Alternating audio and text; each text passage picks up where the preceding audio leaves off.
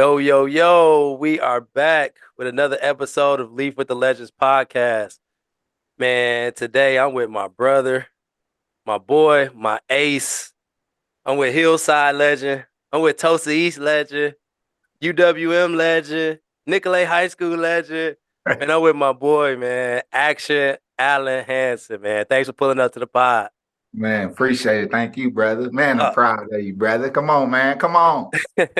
we here, man. We here. No, man, Yeah. I appreciate you, man. But I wanna bring it back, Al. And like, when you hear the word hillside, what comes to mind?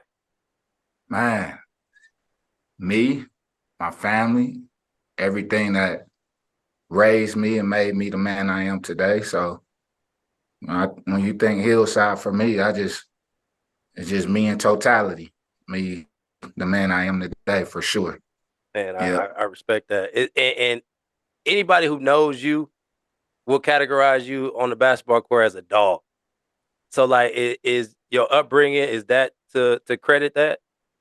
Oh, for sure. Definitely. Without hillside, without my friends, without my family, my brothers from down there, without the Boys and Girls Club, without the roughness, without the getting into survival. You got to be able to survive. Without all of that, without everything that brings, I wouldn't be nowhere near where I am today as far as being a basketball player or person. Growing up, what other sports did you play? I know you mentioned the Boys and Girls Club. What other sports were you into? Man, did it all. I did Mm. it all. Anybody know the Boys and Girls Club? We did soccer, football, baseball, basketball, pool, ping pong. We did it all. You know about the ping pong. Man, But, I think I'm still one up on you on the ping pong game, but I don't know, we'll talk man. about that. No, but definitely football for sure. Football and baseball. I was actually quarterback in football, pitcher in baseball. But I say my next best sport was probably football. Okay, okay. So when did you know that, like, okay, like, yeah, I'm good in football, I'm good in baseball, but basketball is really like my jam? Like, when did that switch for you? From the beginning. From the beginning, I just wanted to compete, man. Whatever it was, whether it's football, basketball, baseball, shoot, tag, you know how we are. Anything we did, just competing. I mean, Yeah. that's really what fuels me. So I always knew I wanted to play basketball since I was 4 years old, going to the park with my cousins who were 6, 7 years older than me and just watching them play and getting beat up on by them. My sister played ball. So I always knew basketball was it. I never contemplated being a professional athlete or anything else. Yeah. Got you. So anybody who knows you, Al, know that you one of the funniest people, if not the funniest person that they know. So, like, where did that sense of humor, like, you always just making people laugh. Like, where did that sense of humor kind of come from?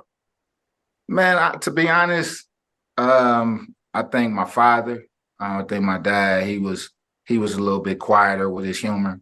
But I think just growing up in Hillside, I mean, growing up down there, like you said, survival, it wasn't just as far as a physical survival. You had to have a mentality. You had to be able to protect yourself, whether we hooping, ribbing, you just had to be on your toes at all times. So definitely growing up in Hillside and being a jokester, I think that along with just my personality, I just want to see people happy, man. See them laugh and get at them a little bit. No, for sure. And shout out to Hillside. Continue rest in peace. To your pops as well. But everybody that I know from Hillside, like, y'all funny as hell. Like, I mean, from you to Todd to Marco, like, all like, just always ribbing, making people laugh, but having a good time. It's all Yeah, good fun. So, we've right. been talking about Hillside, and how rough it is, and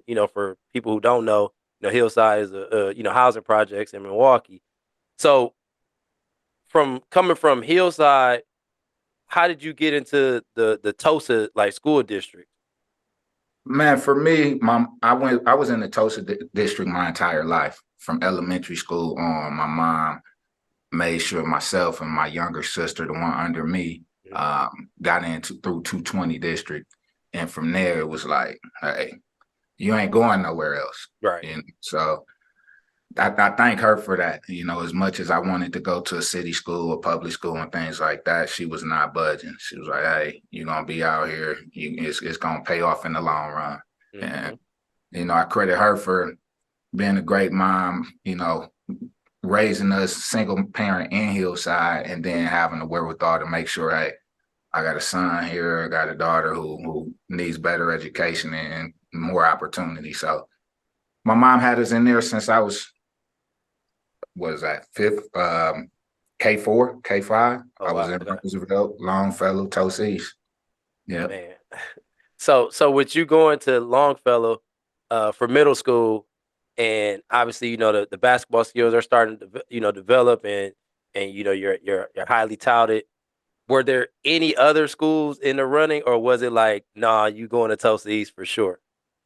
Man, I would say at the time, Marshall was a school that I wanted to go to because at the time, Mark Mitchell and Dimitri Beekman, who were two of my mentors as far as, helping me taking the hoop serious and getting out of Hillside. They were coaching at Marshall, and I spent a lot of time around the Marshall team when I was in middle school, just watching Tobias, JD, BJ, Chiz, watching all of those guys hoop and going to their practices and stuff. I was excited to possibly go there, but Mom's wasn't budging. Mom's wasn't budging. So Marshall, I would say early in middle school, and then after that, I couldn't go to King. I couldn't go. I couldn't do none of that. So as much as I would have liked to, Yeah. I just think the competitive desire in me wouldn't let me. So, but I would just say if any other place than Tosa East, it probably would have been Marshall just because of the coaching connections at the time. Mm. That would have Yeah. been nasty, because that you would have had our freshman year would have been like Scoot and Trail their senior year. I would have been their senior year. Yep. Yeah. Oh, That would that have would have been. been. Yeah. Yeah, Yeah. that would have been nasty over there. Okay, let's back it up just a little bit. I know you mentioned Mark. So was Mark the one who brought you to the first pal practice? Mark Mitchell. Mark I Mitchell. thought so. I was trying to think about it before this podcast. I couldn't remember. I was like, I think it was Mark that brought him, and we was like off site. We wasn't at the academy. It was like some other site. We were somewhere else. Actually, I Yeah, don't even know. Was it a practice or a game? I think I came to first. I can't even remember. It was one of I them. remember the practice because I remember you was hacking the shit out of me. I'm like, damn. Oh, man. That was probably my get back from the tournament the week before against you. Shoot. But Man, how that happened? No, but Mark for sure, man. yeah, Mark Mitchell. Man, I had some great mentors growing up in Hillside, though, man. Mark Mitchell, Norman McGee, Chris Gilly, Damon Key, mm, man, Skip Robinson, who's the godfather of Hillside Boys and Girls Club. Like I had some great basketball minds, some great guys, legends who kind of help mold me from that project mindset to have bigger dreams for sure. man, that's so important. I mean, we see it, just being in the professions and the fields that we're in, how important those positive male figures are, especially when they're, when they're black, African Yeah, American for too. sure. That pays off in the end. So okay, so now we're back at high school. So you choose Tosa East, or Tosa East chose you. Yeah. So what was it like? And Tosa East has a long list of like just talent. So what was it like playing with guys like Jerry Smith, Devin Harris, Chris Breyer, Andy Freund, like all those guys? Like what was that like? Man, it was it was great. It was great just because you rarely get around guys who are just as competitive as you, Mhm. and have the same goal in mind and have some of the same morals and things like that. As far as all of those guys were selfless, you know what I mean? All of those guys winning was first, so it was easy to be around guys like that.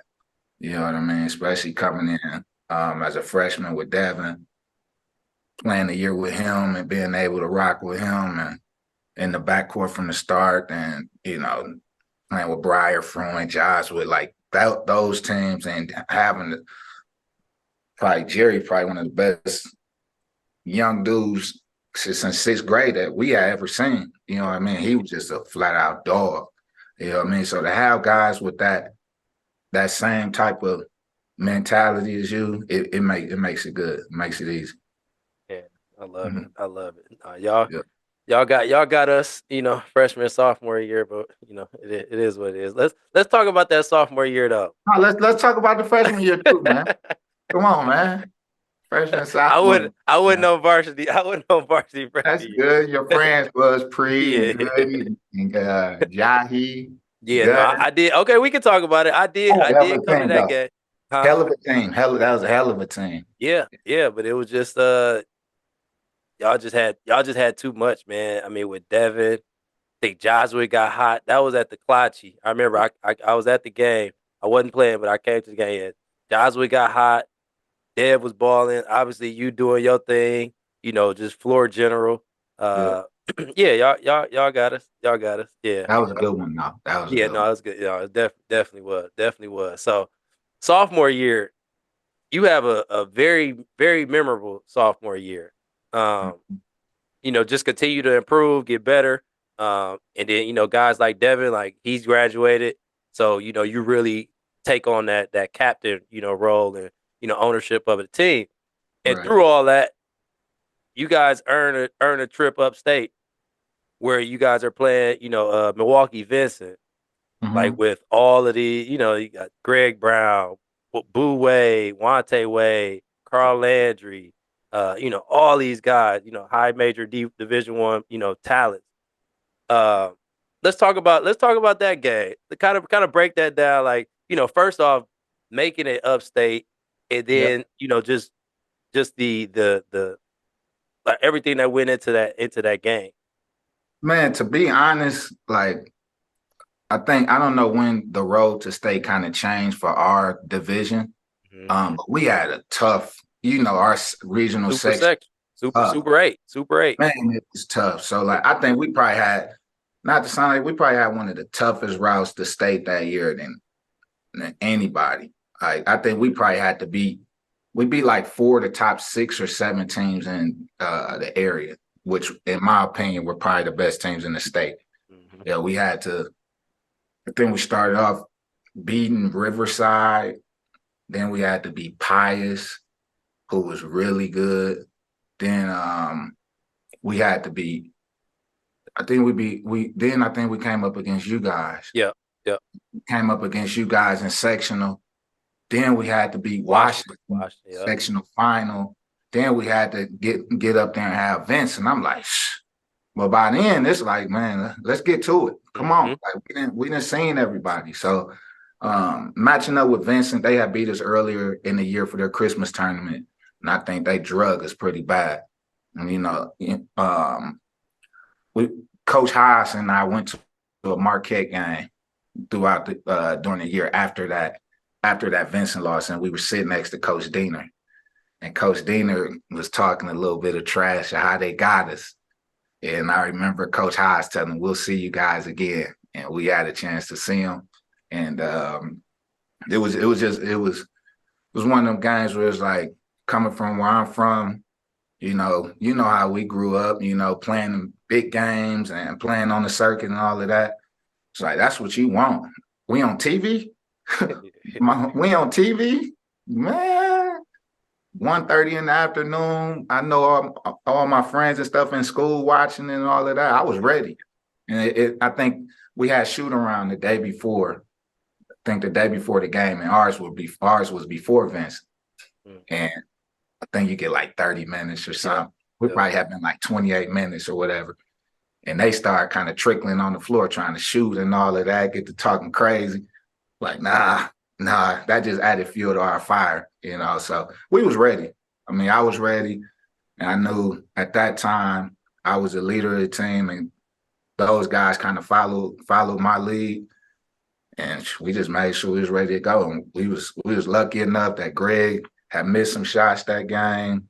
I think Boo missed some shots. They just weren't playing their best, so we had to capitalize on that. But it was a real good game. No, it definitely was. And I gotta shout out my sophomore geometry teacher, Miss Post. Cause Mhm. I was like, Miss Post, like you said, it was an afternoon game. I'm like, it's eighth hour. I'm like, Miss Post, like my boy, he playing, like they playing upstate right now. Like it's on local TV. Like you gotta put the game on. Right. And she put the game on though. We in geometry class, we learned about proofs and all type of stuff. And while watching you do your thing against Vincent, Come on, man. man. It was good. It was good stuff. It was good stuff. It was a No, good for one. sure, for sure, for sure. So during this time though, in high school, we playing for DTA. Hmm. So kind of just carrying that momentum, from that sophomore year, you know, uh, you get invited to the ABCD camp. Yeah. So what was that experience like? Because like, back then that was creme de la creme. If you got that invite, you was doing something. So let's talk about that experience a little bit. That was huge. I mean, it was a I wouldn't say it was an eye-opening experience for me because we have been playing on the circuit. But for the first time, like my game was really tied on just being that general, that leader. And you go to these camps and it's like, man, you got everybody for themselves. You gotta get yours.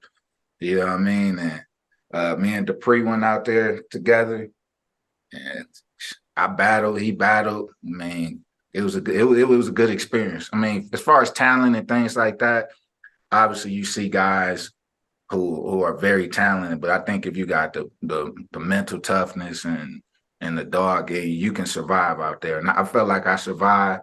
I was on team with Josh Smith from the Hawks. He was with him, Sean Banks, who ended up playing in the league for a little bit. It was tough. It was tough. But it was just a good experience for me. It was eye opening. But to be able to watch Pre out there, Pre was out there putting on the show. Yeah. Uh, that was a time I looked at him like, man, Hey, he different. yeah, it was a different time, but we definitely represent.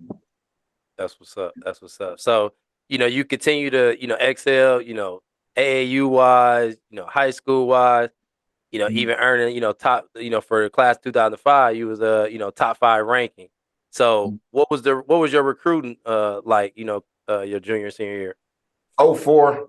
We was 04, well. So far. We Oh ain't that 04. old. We ain't that No, old. I'm You, not you saying remember you not that. remember your graduating class.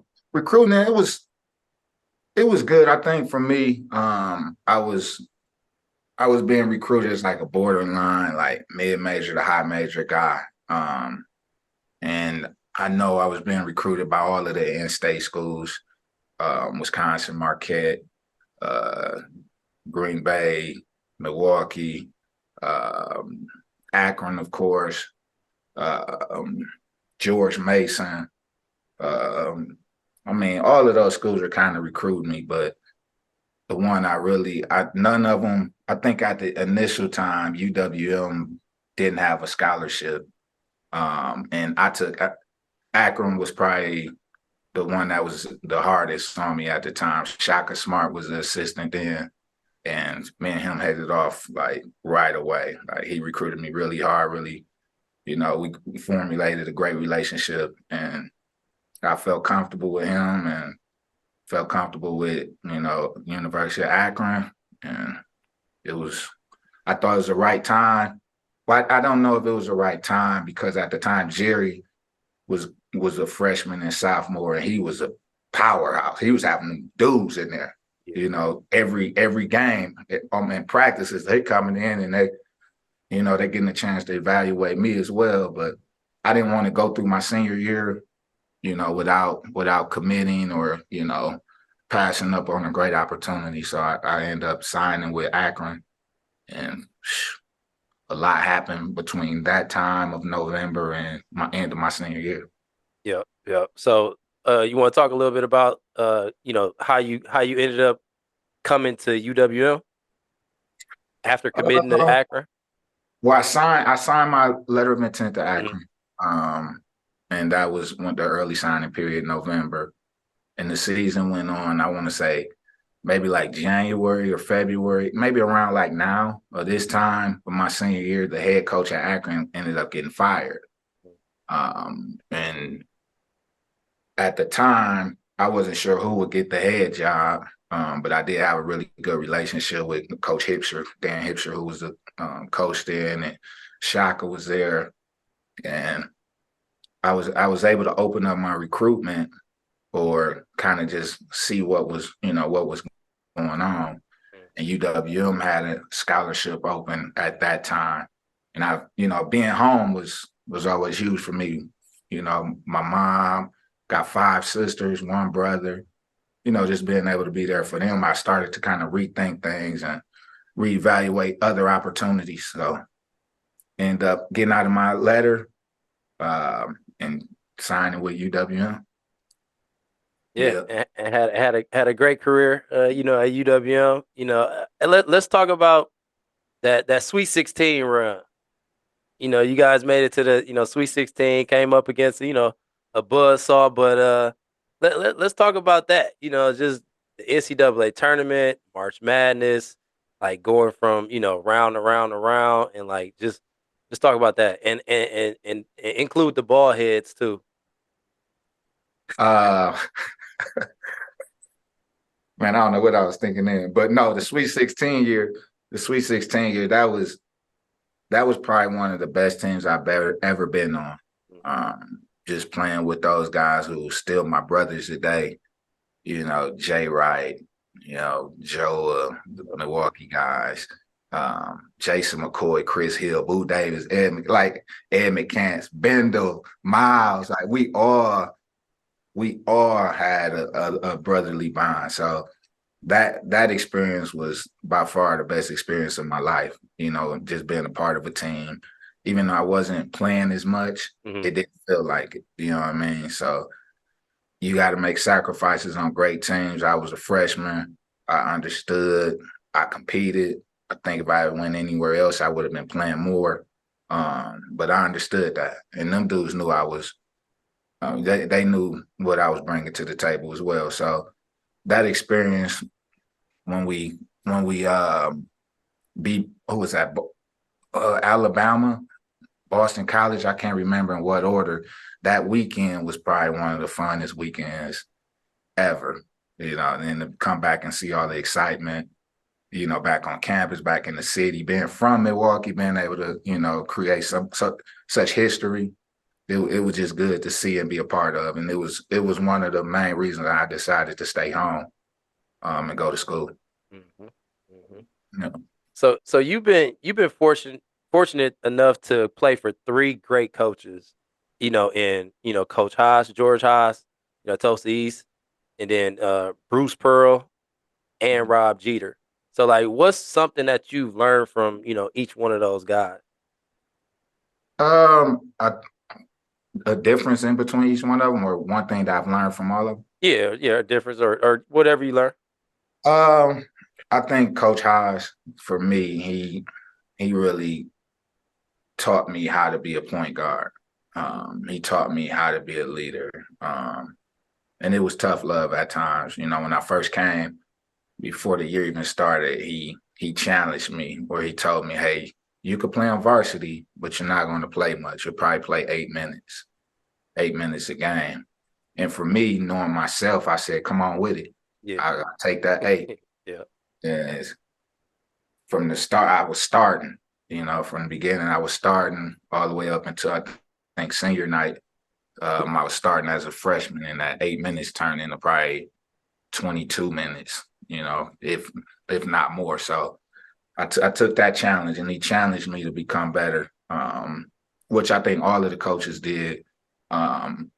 Coach Pearl, he empowers his players. Like, he builds you up so much. He puts so much confidence in you. He empowers you to just go out and just be a dog. You know what I mean? So that's something that I really learned from him, on just how he can get guys going, how he can,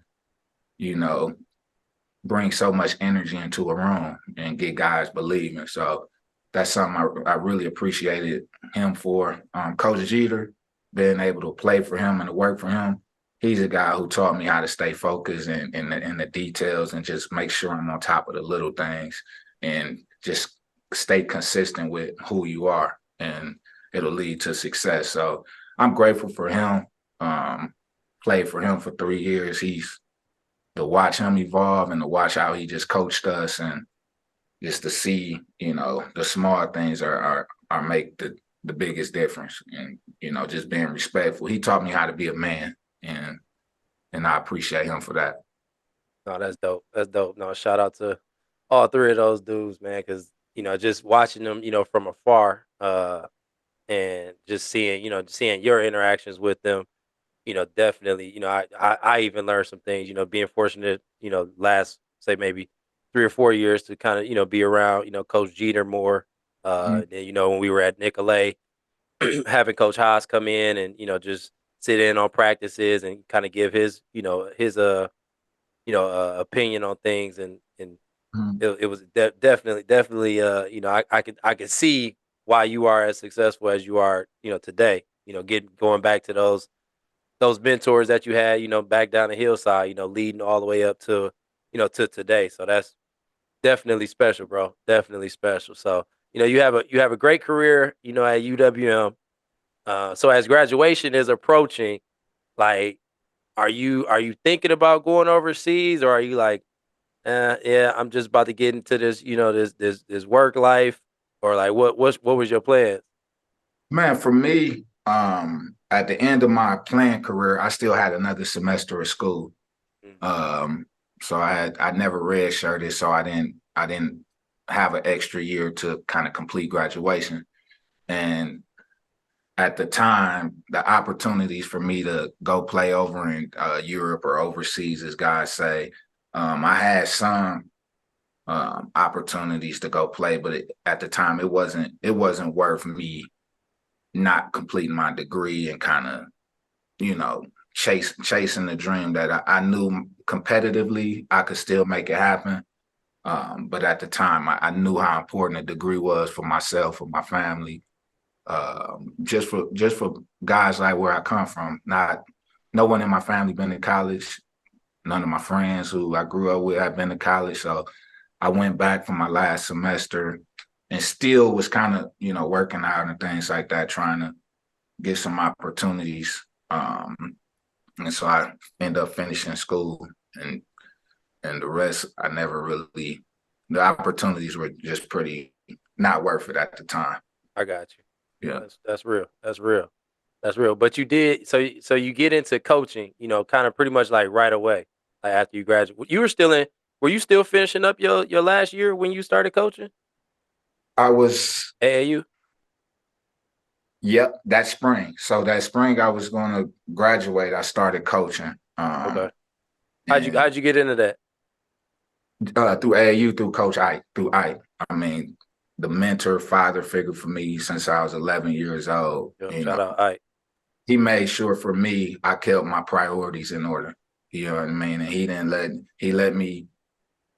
he showed me keep pushing towards your dreams, but don't lose sight of what's most important. And there's another way to life, and you can still be involved in the game this way. So he gave me a team, let me start coaching. I mean, for us being point guards, we know how it is, coaching, we've been doing that since we touched the ball. So Exactly. I've been the leader in the general. Oh, I love it. I love it. So how would you describe your coaching style? Man, Now, I would say now. I know it evolved a little bit, but how would you describe your coaching style? evolve. Well, I mean, as you know how we are, I think the biggest thing is having the level of focus, having the level of discipline, and at the same time empowering your guys, um, empowering them to believe, um, empowering them to push through that brick wall, push through adversity, things like that. So I like to use my coaching style, as also a parallel path through life. Just being able to, just the same way I was as a player. I wasn't the most talented, but just showing what, being a product of hard work and focus and discipline, and seeing where that can take you. I'm a testimony to my own philosophy. Mhm. Yeah. So you coaching AAU, and then what made you get into the high school coaching realm? Um, at the time, I knew like I wanted to coach. Like once I was in graduate school, I was coaching AAU, but you get that break between high school season and AAU, and opportunity came at Dominican, where I was able to coach Lil D, who was like a little brother to us already. Just being able to be around him and coach him, help him get another state championship. It was just a good, door opening experience for me. So that there, going to Dominican, been an assistant with Berg. I think that was his first year. Was that Berg first year? That was Berg. Yeah, that was his Yeah, first that's year. first year. Yeah. Yeah. So being able to be there with him and just get in the coach, just stand around the game. That's all I wanted to do was just stay close to the game. I love the game. The game made me who I am today. So I just wanted to continue to touch that ball and being able to help guys.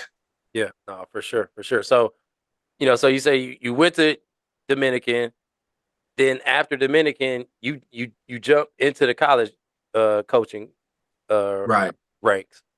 I was at Dominican for 2 years, Yep. won 2 championships, and the opportunity opened up at UWM where Coach Jeter had always told me he'll try to get me back and be a part of his staff if anything ever opened up. And a position opened up, video coordinator, player development opened up. And for me, to be able to go back and coach for a guy I played for and the school I went to, that was a no-brainer. It was a no-brainer. And was able to do that, and it was fun. It was a lot of fun. So 2016 rolls around. Nicolet High School boys basketball position is open. Given the lack of success that Nicolet was having, I would say probably 2 to 3 seasons prior to, you getting the head job. What made this like coaching opportunity so appealing to you? I saw a lot of parallels between Nicolet and my high school upbringing in Tosa East. I think that was really important, going to a suburban school, knowing the history of Nicolet, knowing the opportunities of being there. And you know how I am, and you're the same way. Like, we don't run from challenges. And Absolutely. to see an opportunity to go and build something, I just thought it was a perfect match, as far as where I had come from, where I wanted to get to, and what they had to offer at Nicolet. And that was enough to go work towards it. Let's go get it. Yeah. And for the people who don't know, when Al left Dominican in 2014, I took his job as a varsity assistant at Dominican for 2 years. Then when Al got the head job at Nicolet, he brought me on as varsity assistant. So, man, I appreciate you. We definitely had some really, really good teams, some challenging times, but when it was all said and done, those 6 years were phenomenal. But just in our first year, just like you said, just changing that culture and the mindset. Mhm. We had, guy who was, first team all conference, unanimous, first team all conference. I think the 3 years prior to us getting at Nicolet, they had won a total of like 5 conference games or 3 conference games, something like that. Wasn't double digits. I know Yeah, it that. wasn't double digits. Yeah. And then, our first year, we damn near matched that just in one Right. year, so, just and for me to obviously we had coached together, AAU for 6 years leading up to this, or no, not six, maybe about 3 or 4 leading up to this.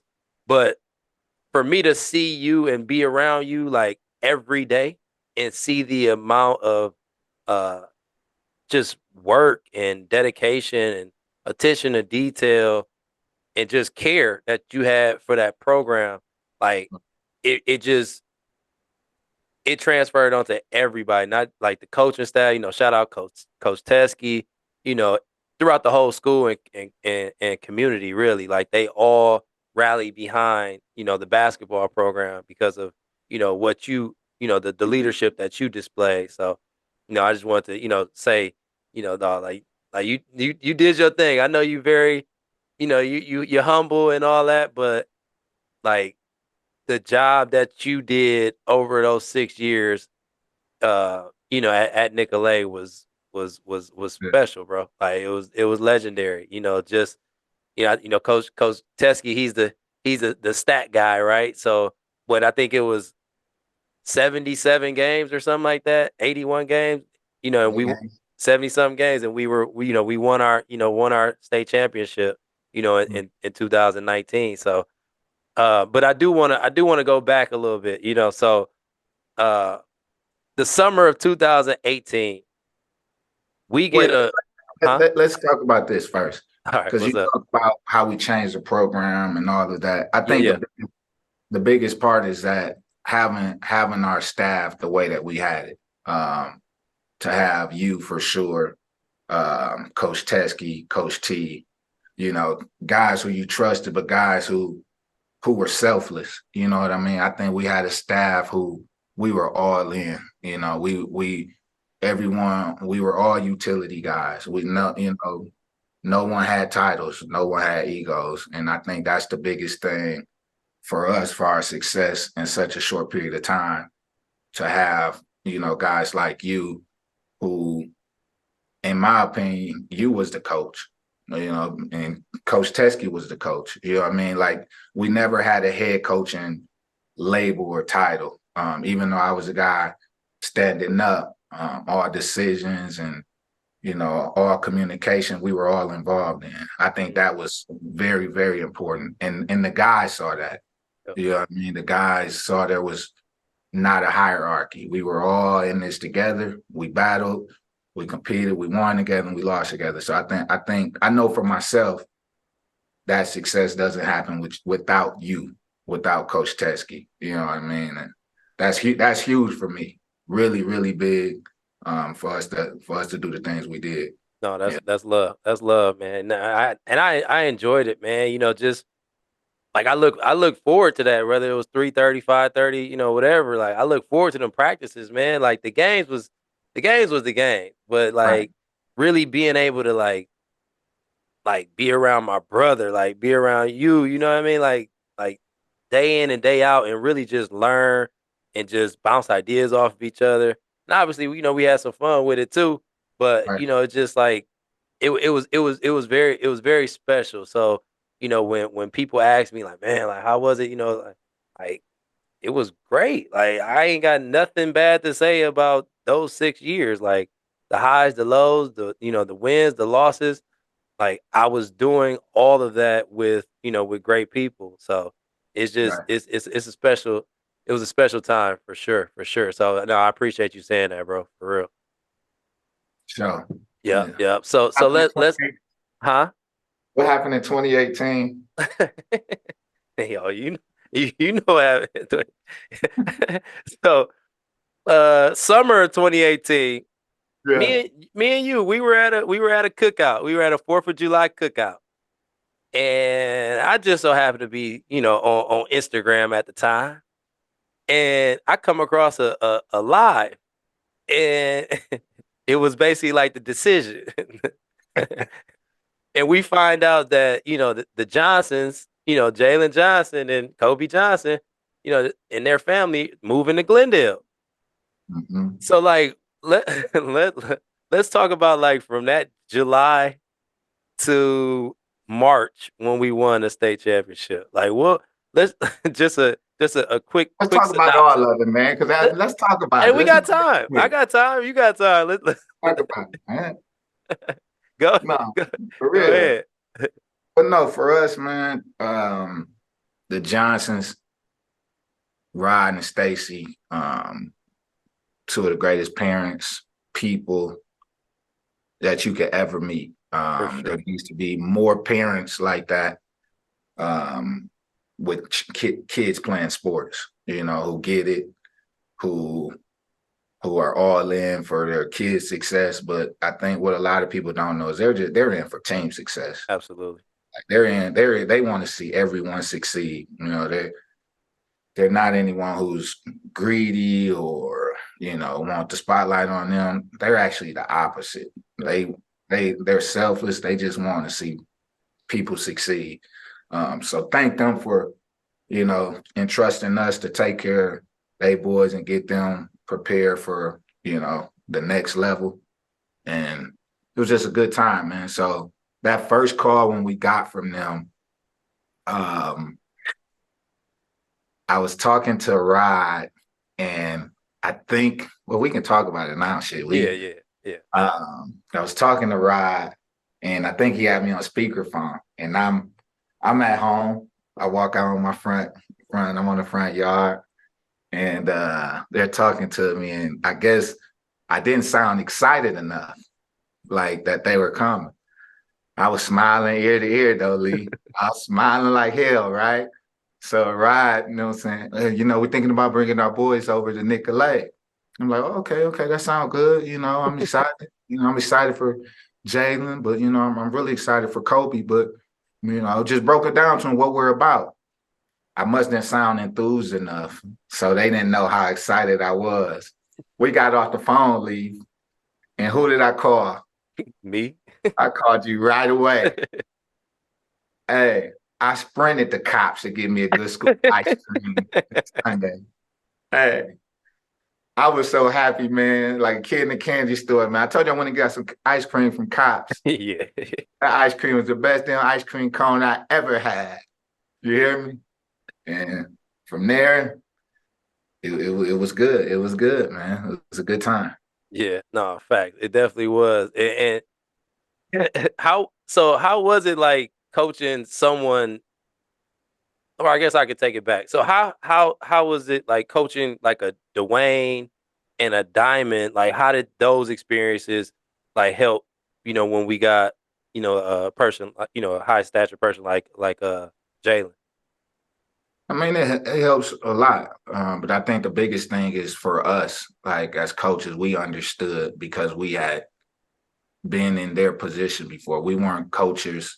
We weren't coaches who hadn't played the game. We weren't coaches who didn't get the overall picture, and I feel like we were young enough to have that type of relationship with them where they could trust us and we could vibe with them and we could still push them. Yeah. So, and I think for Jalen and Kobe, I mean, they were all in for being pushed. They just wanted to be coached. They just wanted an opportunity for Jalen to be a better player, for Kobe to be given an opportunity and push, to accomplish his dreams at the time. So, I mean, they made it very easy, along with, Nicolet, the environment, the culture, their teammates, all of them. We all welcomed them in open. Yeah. It was a family from the beginning.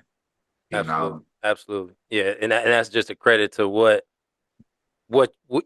you had or what we had put in place, the 2 years prior, Mhm. just creating that culture so when they come in, they know how to get in line and what we're expecting, Right. because we always preach, communication, accountability, and respect. Like that's what it is. So I mean, but we had, I gotta shout out other guys, Jamari, Sonny, Yeah. CJ, we had I Kenny, mean Jimmy Hendo, Graham, yeah, Jimmy Jimmy, Graham, we got Hendo, Rosie, Rosie, all those Baby guys, man. D. Baby D, yep. So yeah, we had a nice team coming in, but like you add, those two guys, and it's game changing. And like you said, they bought in. Like they wasn't Right. Jalen's, pushing guys to win sprints, and Kobe, we know how competitive Kobe, was even back then as a sophomore, Right. so yeah, it just added to it. So man, that season, that 2018-2019 season was very special, man. Just to be able to, travel, out the state, play in some very hostile environments, but Yes. still, come up with the wins. I think one of the ones that stand out is when we played Chaminade down in St. Louis. We was in that gym and it was like a bowl, like everybody was on top of us.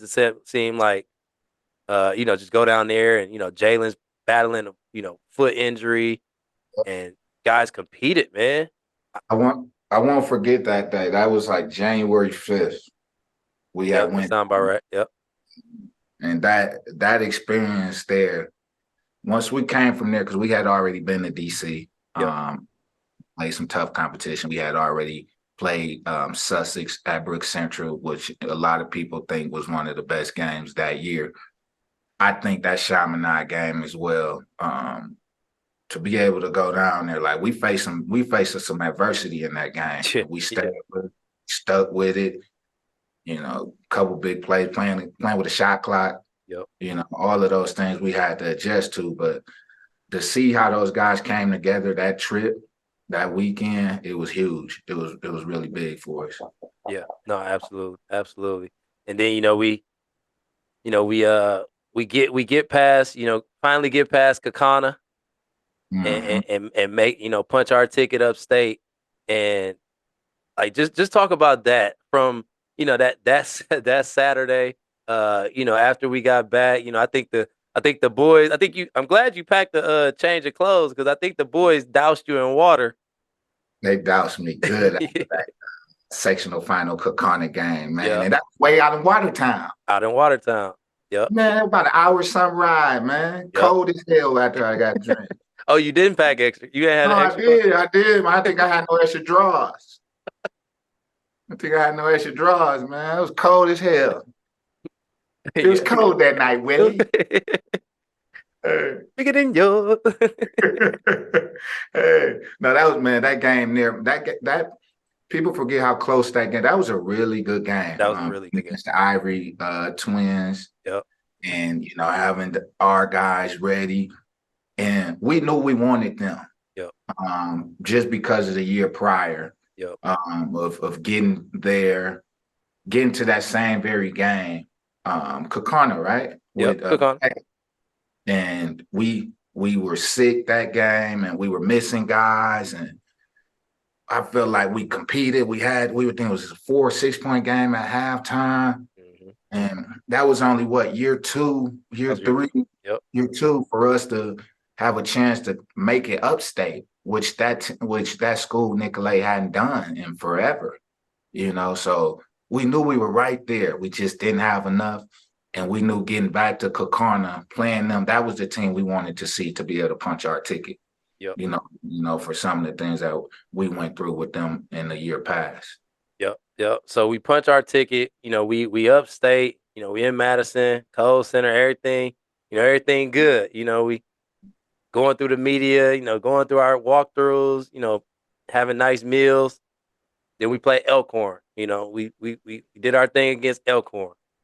Then we come back, after interviews or whatnot. We come back, and I remember we're waiting. They had the little section already, kind of off to the side for us, right. And we're watching the La Crosse Central Washington game, and I thought La Crosse had it. I thought La Crosse Central had the game, and they had some ill-advised turnovers, bad shots or whatnot, and then Washington ends up taking it, and. Right.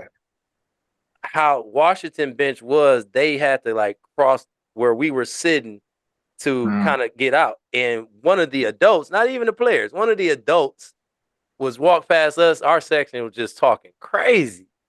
And I just remember looking at our guys. I ain't saying nothing. I just was trying to see what their reaction was like. Right. And they was just licking their chops like, yep. Mm-hmm. We gonna see y'all. We gonna see y'all. So, and that was the talk, right? All year, like, oh, Washington, Nicolet, Washington, Nicolet. So that's that championship, championship Saturday. We see Washington. And me and you, we done been in some, in some battles together, obviously, as players, as as teammates. But the level of focus and intensity that I saw from you as a coach, I hadn't seen that. And that it was like a level of focus and intensity, but like a very calm, guys, we're prepared, we're battle tested, we've been, in big games, like you said, like Chaminade, DC, Sussex Hamilton at Brookfield Central. Like we've been in these situations. Like Right. we know the scout. We like just go finish the job. Finish the job. Go finish it. And like that was something special, bro. And then like once the game started, like I was never worried, like at all. I know Yeah, you probably would. bet you were. Oh, shit, But man. no, man, it was like just to, obviously just certain moments in that game that just stand out. Obviously the dunk, that Jalen had over Mike Foster, you Yeah, know, uh, big time layups by Kobe, you know, Jamari hitting a tough pull up, mid range, like just a right. lot of those like just moments just stand out. But then just looking up and watching that scoreboard just wind down, and then them triple zeros hit the board. Yeah. That was something special, bro. That was something special, man. For real, for real. That game, man, that entire day, actually that entire weekend, I think our guys they were focused. They Like were. I think we really showed a level of maturity into how how important that goal ball was to us. Yep. To see our guys locked in from shoot around or from the film, from the scout session, whatever it was. I know for us as coaches, we just wanted to make sure they were prepared Yep. because we knew how much they deserved it. We knew how much Nicolet deserved it. We knew how much the Glendale community deserved it. We knew how much, the alumni deserved it. The guys who played before us, like the Joas, the Grunfields, you know what I mean? We knew how important it was for us to get the first one and to go up against a Washington team who, like you said, everybody have been talking about that matchup the entire year. Knowing how good they were, knowing how well coached they were, knowing the job Freddie had done with them, we was just like, hey, we respect y'all, but we need this one. We gotta have it. We got to have this one, guys. Maybe next time for y'all, but right now we got to get this one. Yep. And I think our leaders really, really, really stepped up. Yep. Yeah. Yep. No, absolutely, absolutely. And I had to, I had to bring you. Ah, I man, had to bring him out. I had to bring him you out. put mine at home, man. Yeah, I took mine out. I took mine out the safe. Wear that one today. Yeah, yeah. Hey, so with the success, with us winning, championships, and having guys go, high major, Division 1, just uh, obviously, making it to the NBA. The colleges started, college opportunities started to come back. So, how difficult of a decision was it for you to leave Nicolet and go become an assistant coach at Western Illinois? It was very difficult. You know me, I'm not just saying this, but I think what we forget is like I want to win. And we won that championship, and then we were going to be good the very next year. Yeah, And COVID. COVID stopped us. And I think in my opinion, we could have strung together a few. And I was very comfortable with being at Nicolet, comfortable with having you, comfortable with, the administration, the community. I'm at home. Yep. We home. You know what I Yep. mean? I had never moved out the state of Wisconsin. You know what I mean? So for me, that was very, very difficult to like take on those other opportunities that were coming. And I knew at some point I wanted to be a coach at the next level, and a head coach at some point. And I knew in order for that to happen, I had to figure out which opportunity would best prepare me, and also when would be a good time to, leave Nicolet, because I felt like we were just gonna keep getting better. I felt like we were going. My goals, as long as we were there, we were gonna be a powerhouse. And Absolutely. that's all that we wanted. That's all that we stood for was, guys bringing their best. So It was hard. It was really hard. I think the hardest part was, yeah, leaving there was more difficult than people would think because I had no complaints. We had no complaints. Everyone loved us in the building, in the community, in the school, and we had great players. Like guys wanted to get better, so they made our job easy, and we were returning a lot. Yep. And we had guys transferring, moving into the district. So it was hard, man. It was hard, but I knew I had to do something to keep pushing towards the ultimate goal. Yep. Yep. So you leave West, or you stayed at Western Illinois for one season, coaching under, Coach Jeter. Coach Jeter gets the Southern Utah University position, and he brings you on board. So talk a little bit about, Southern Utah and how that experience has been, out in Cedar City. It's different, man. I mean, it's beautiful out here. I like it here. It's mountains everywhere. The weather is nice. It's probably about 55, 60 right now. I got on the hoodie and shorts. It's 15 right now. I don't miss that. But 2 hours from Vegas, which is the greatest place on earth. But I like it here. The people are really, really nice. They take care of this place.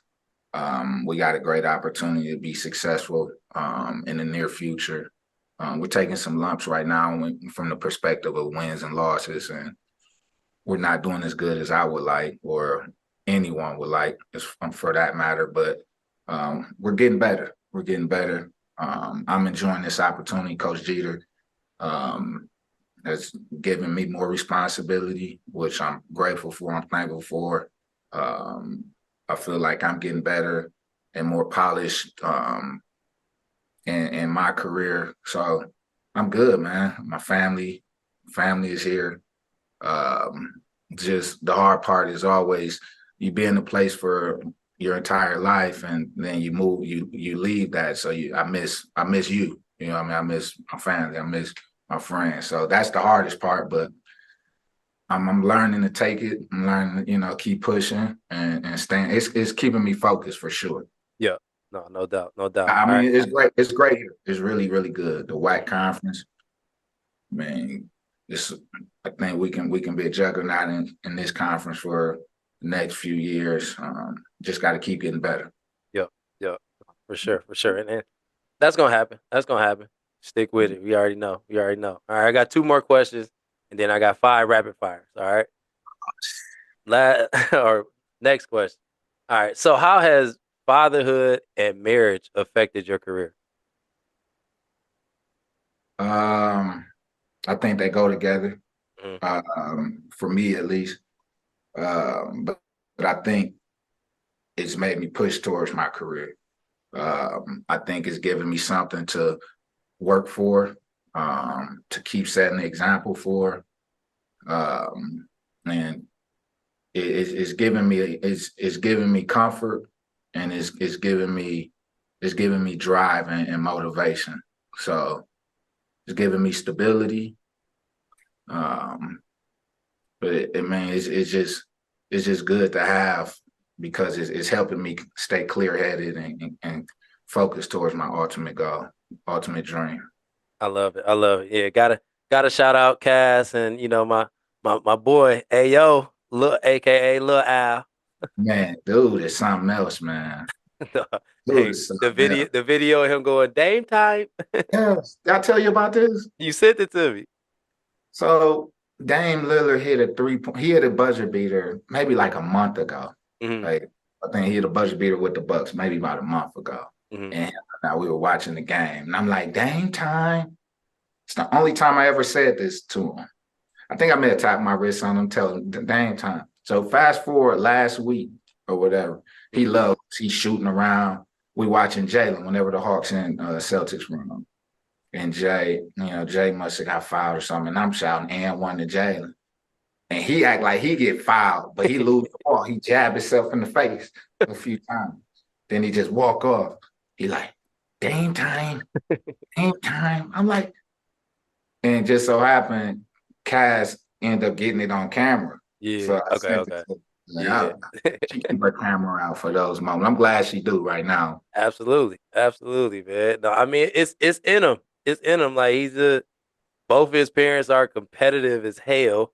Uh, both athletes. So it's like, why wouldn't it? He was in the, Cass was pregnant. Matter of fact, we talk about, being beasts and dogs and like, and I mean this in the most respectful way. Cass is a beast, bro. You remember she was 5 months pregnant and hiked camelback Yeah, I do remember. all the way to the top, and we got pictures, we got footage. You got footage. She a soldier. She a She a soldier. She a soldier. Yeah, no. Shout out to Cass, man. That's my she, sis, man. Nah, for real, for real. All right. Last yeah. last question. Last question. And you kind of alluded to it, but where do you see yourself in 5 years? Where? Or It's hard what do you see yourself doing in 5 years? leading the university in the basketball department, being a head coach, and taking them to the NCAA tournament. That's Love it. that's my goal. I'm goal driven.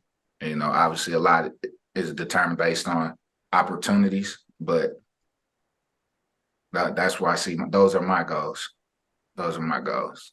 I love it. Being a head I love it. coach in the NCAA tournament. Yeah. I love it. I love it. You might even have a familiar face on the sideline with you. Come on now. All Come on now. right. Oh, All right, actually, I got 5 rapid fire questions, then we're gonna wrap up. You ready? not really, but yeah, come on. All right, let's get it. All right. Favorite candy. Oh, rapid fire. Swedish fish. All right, there we go. This might not be as rapid fire, but you got a table of 6. You plus 5 dinner guests, dead or alive. Um, Obama, Okay. Hove, Okay. Pac, my pops. How many is that? That's 4. My son,